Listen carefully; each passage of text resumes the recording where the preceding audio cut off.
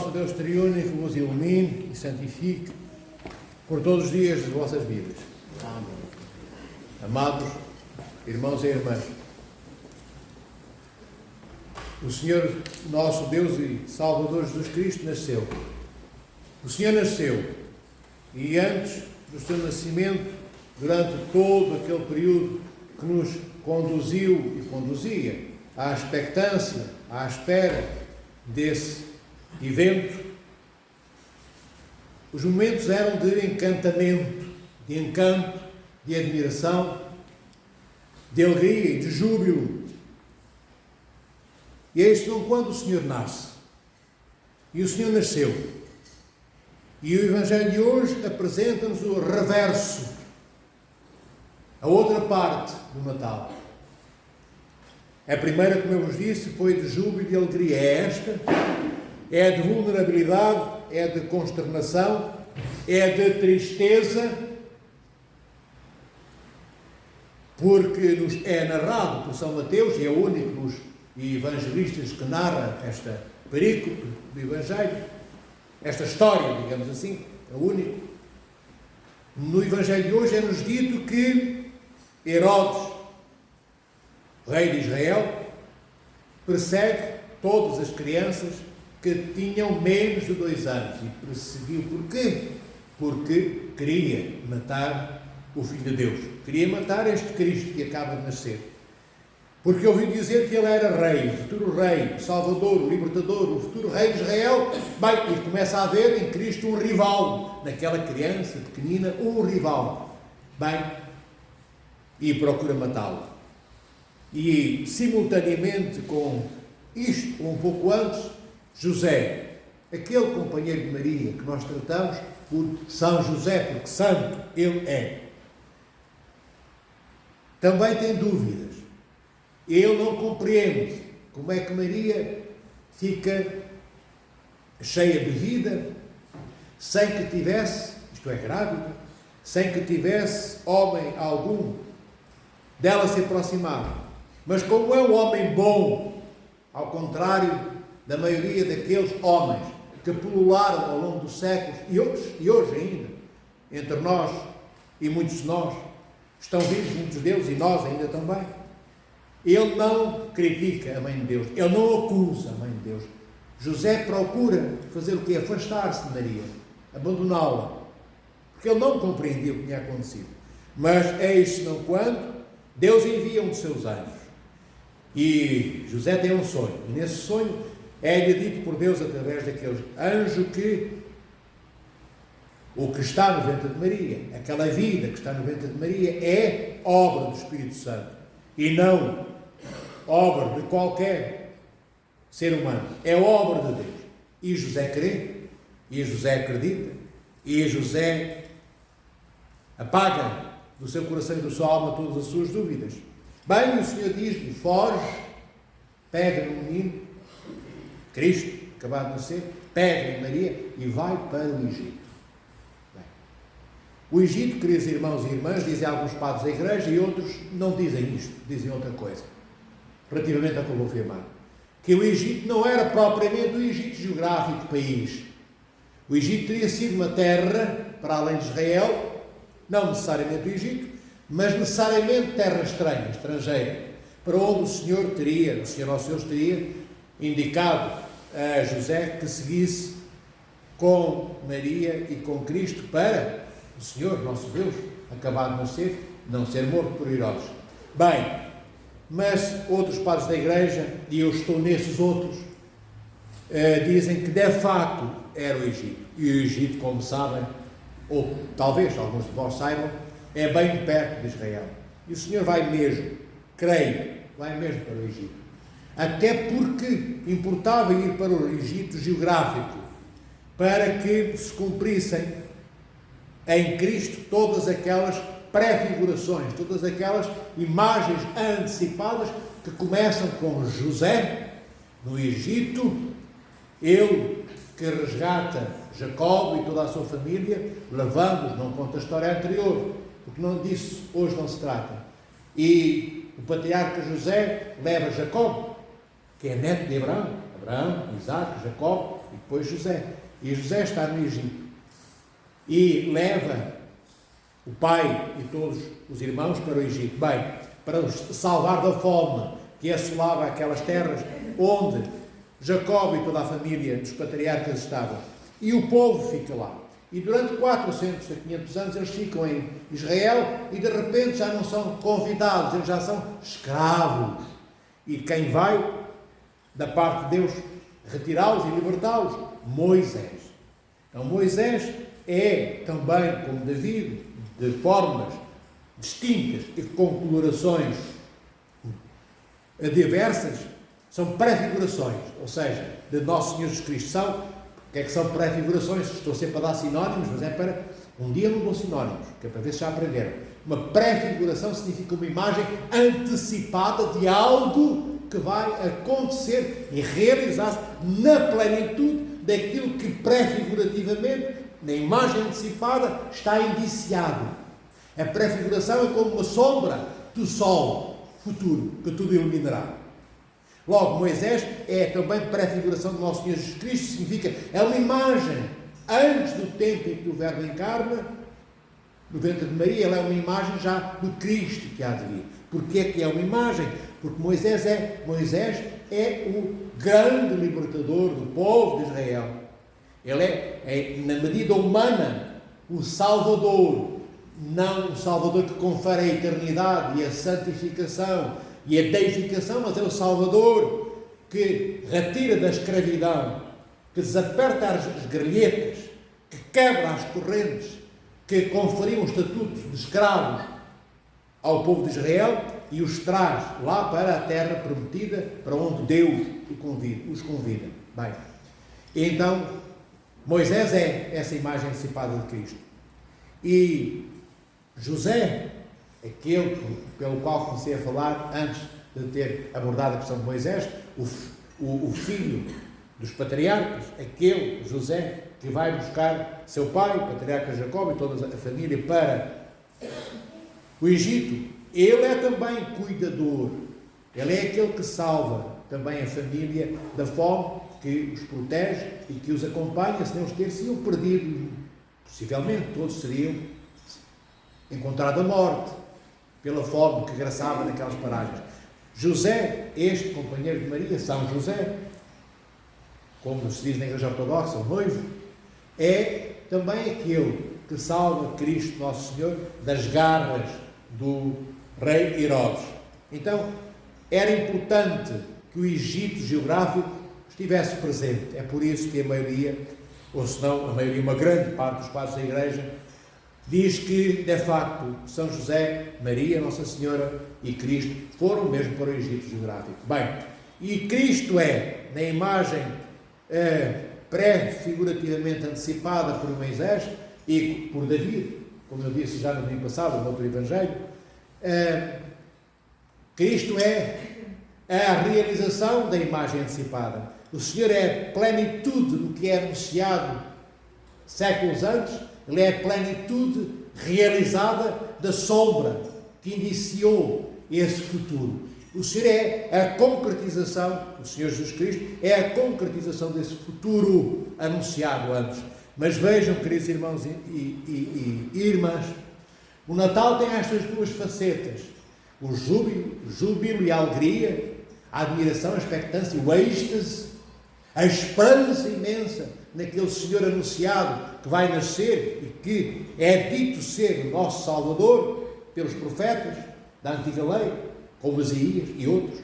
E depois o Natal tem também esta outra vertente de tristeza, como eu disse inicialmente, de grande vulnerabilidade, onde todas as fragilidades humanas são não só anunciadas, elas tornam-se presentes. O Natal tem também a outra faceta deste mundo, que é macabra, que é execrável, que é teratológica, isto é, monstruosa. É o que quer dizer teratológico. E porquê é que eu vos digo estas palavras? Podia só dizer monstruoso, porque teratológico e outras. Para que aprendais a conhecer a vossa língua. Senão sou eu que deixo de falar bom português e diminuo o conhecimento que tenho da língua portuguesa. Então eu quero que todos falem melhor a língua portuguesa. Porquê, filhos? Para que possamos saber pensar, Quem fala mal a sua língua não pode pensar bem. Quem fala mal a sua língua não pode, não só pensar bem, como é impossível que se expresse bem. Se eu não tenho palavras para poder conectar os meus pensamentos, para poder estabelecer raciocínios lógicos, para poder, de facto, criar dentro de mim a imagem adequada daquilo que eu sinto em função de mim próprio ou em função dos meus irmãos e irmãs, como é que eu depois vou conseguir expressar o que está mal concebido? Eu, quando tenho um pêssego diante de mim, não confundo o pêssego com uma pera. Entendem, filhos? Mas se eu não souber, não conhecer a palavra pêssego, não conhecer a palavra pera, de que frutas é que eu vou falar? Falarei por imagens aproximadas, mas ninguém entenderá que a fruta é aquela. Então eu também, se conheço mal a minha língua, penso mal e expresso-me pior. E então ninguém me entende. Entendem, filhos? É por isso que eu sempre vou dando, às vezes, uma ou outra palavra a conhecer daquilo que é património, não meu, é património vosso, de todos nós, para que possamos entender Cristo. Achais que Cristo tinha dificuldade em se expressar em aramaico e em hebraico? Achais que Cristo não conhecia cada uma de todas as primeiras e últimas palavras e os seus respectivos conteúdos minuciosa e detalhadamente? Claro que conhecia. O Senhor era aquele que era a boca do Pai. Ele é a palavra. Ele é a razão do próprio Deus. Então Cristo não podia falar mal a sua língua, senão não tinha como transmitir de forma íntegra tudo o que o Pai lhe pediu que transmitisse. Assim nos é pedido a nós, amados irmãos e irmãs. Mas falar bem dá trabalho. É preciso perder tempo, horas, dias, anos, a aprender o que desconhecemos. Mas tudo na vida, se quisermos ser perfeitos no que fazemos, exige nós que percamos, pensamos nós, que ganhemos, digo eu, tempo nas horas, nos dias e nos anos que o mundo pensa que estamos a perder. Não, nós estamos a ganhar.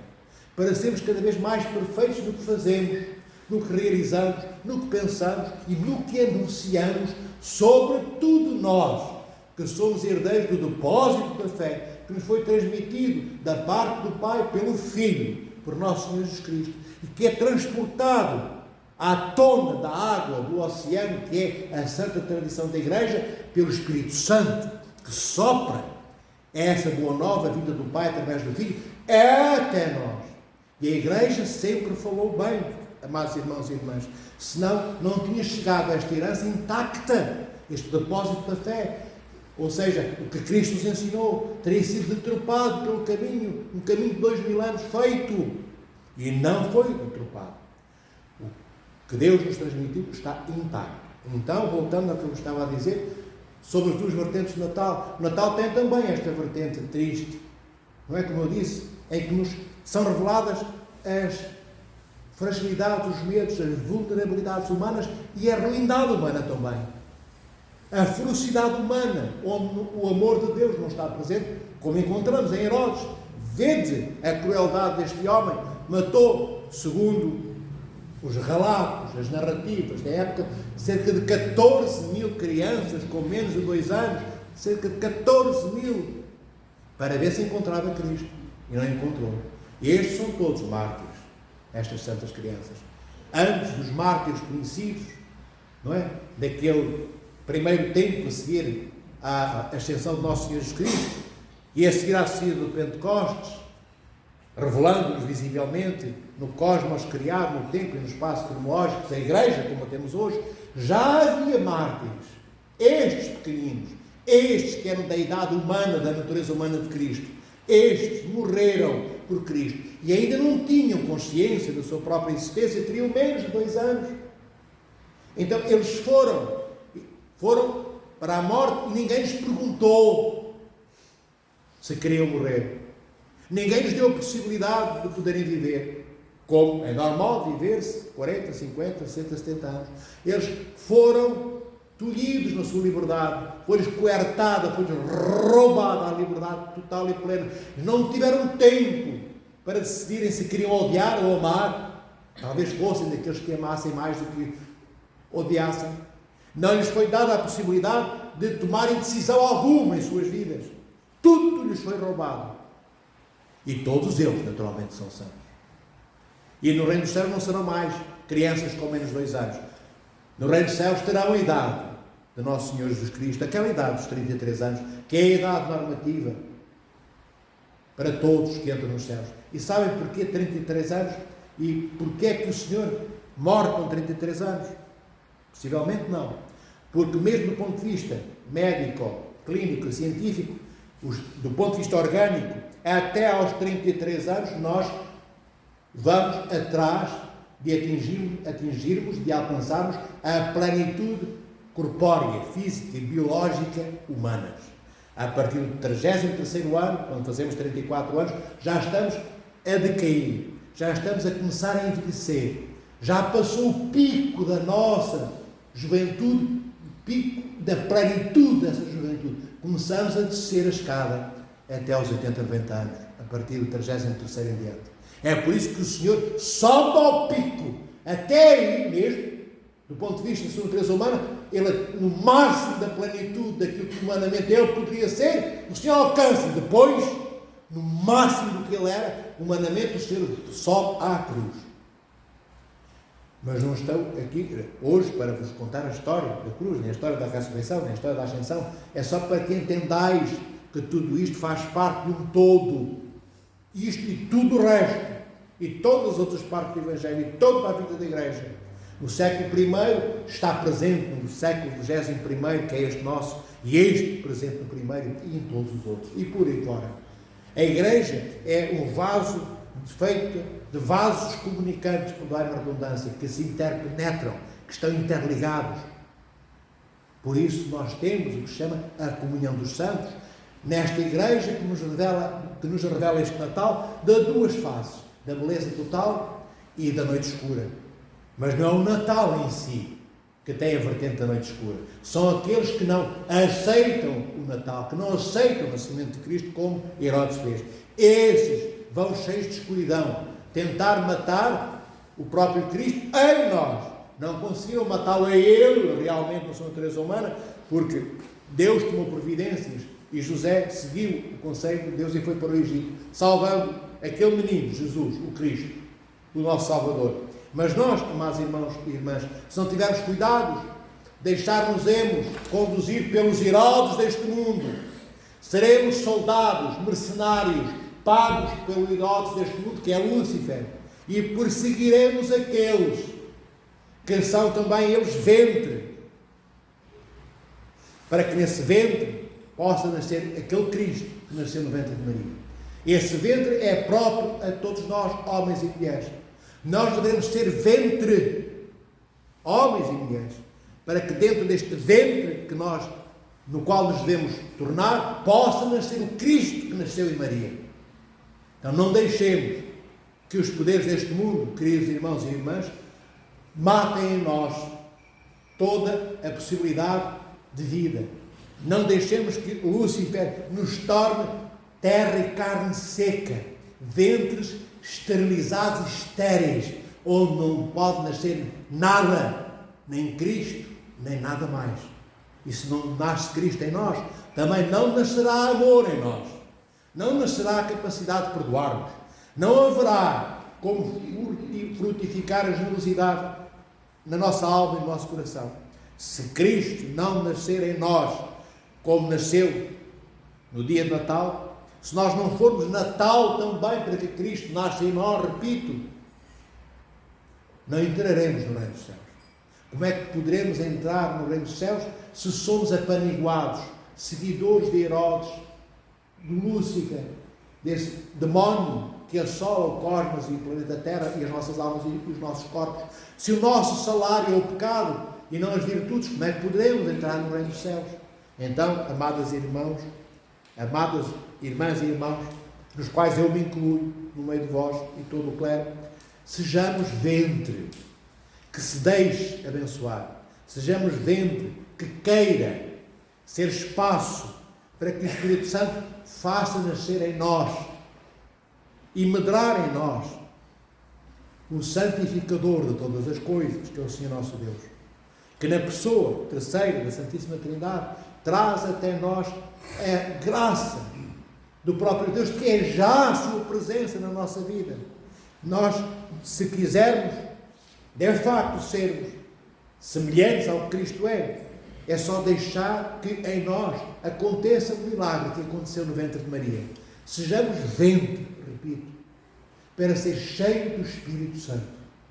E o Senhor, que nasceu em Belém, nascerá em nós. Nós também seremos outros Beléns, outro Natal, outros ventres, como de Maria.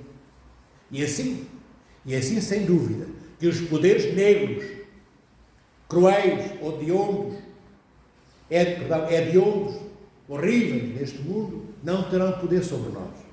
E então nós seremos daqueles que vivem na outra, que é a primeira face do Natal. Aqueles que abraçaram o júbilo, que aceitaram deixar-se encantar-se pelo encantamento daquele que a todos encanta, que é o Filho de Deus, o Senhor nosso Deus e Salvador Jesus Cristo. Sejamos filhos da luz, amados irmãos e irmãs. Não aceitemos que nos vendam as trevas como uma virtude passível de ser vivida. Nas trevas não há virtudes, na negritude não encontramos o Senhor da luz. Só encontraremos o Senhor da luz, se nós formos rasgadores de trevas, como a luz rasga as trevas. E como é que nós rasgamos as trevas? Se transportarmos em nós o Cristo, o Salvador, nosso irmão no batismo, para aqueles que querem o batismo do nosso Senhor Jesus Cristo. Então nós rasgaremos as trevas como o ariete rasga e destrói as muralhas do castelo, como a proa de uma galé romana ou grega rasgava as ondas do mar Mediterrâneo. Nós seremos mais do que proa. Nós seremos superiores ao ariete que destrói as muralhas do castelo. Nós seremos pão e amor. Nós seremos esperança e salvação para os nossos irmãos. Porque nós somos Cristo. Porque nós deixamos transformar-nos pelo Cristo que nasce no nosso ventre. No ventre da nossa alma, no ventre do nosso coração. Então sejamos Belém, sejamos Natal, para sermos Cristo e para sermos também salvadores para os nossos irmãos. Mas só Cristo é o Salvador, porque é que eu digo, sejamos salvadores para os nossos irmãos, porque levamos nas nossas palavras e nos nossos atos o Salvador, aquele que santifica. Nós levamos aquele que deifica, aquele que é o Senhor dos céus e da terra. Então nós somos salvadores com Cristo, porque anunciamos a chegada do Salvador, não porque salvamos nós mesmos, por nós próprios. Nós somos só daqueles e daquelas que têm de se deixar ser salvos.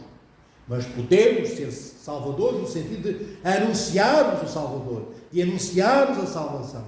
Mas para sermos credíveis, para que confiem em nós, aqueles que nos ouvem, aqueles que nos olham, têm que ouvir de nossa boca as palavras cristológicas do próprio Cristo. E têm que, olhando para nós, ver em nós o próprio Cristo. Quando as pessoas não ouvem palavras saídas da nossa boca, que Cristo tenha dito, nem exemplos realizados na nossa vida, que o Senhor, nosso Deus, tenha realizado, é difícil que acreditem em nós.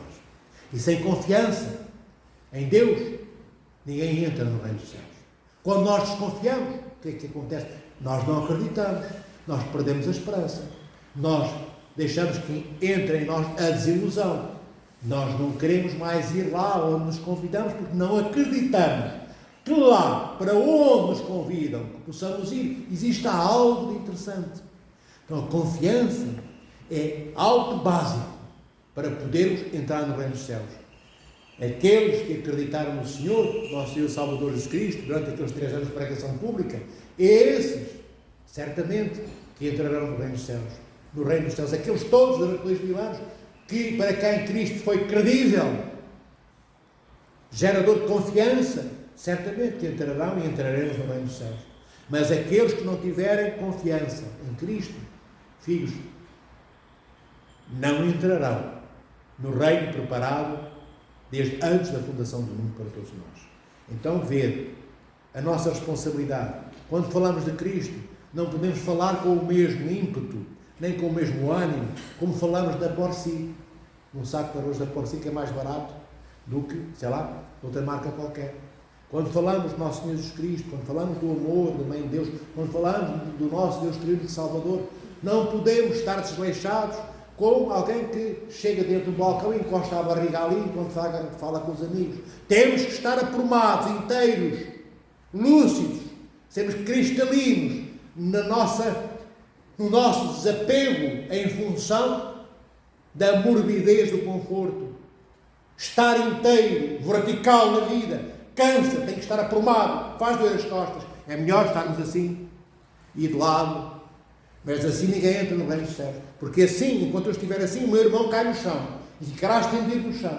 Porque eu continuo assim, não estou aprumado, pronto a partir, para voar ao encontro das necessidades do outro, que é o próprio Cristo. Este, eu disse há pouco, que é bom que deixemos nascer, irmãos.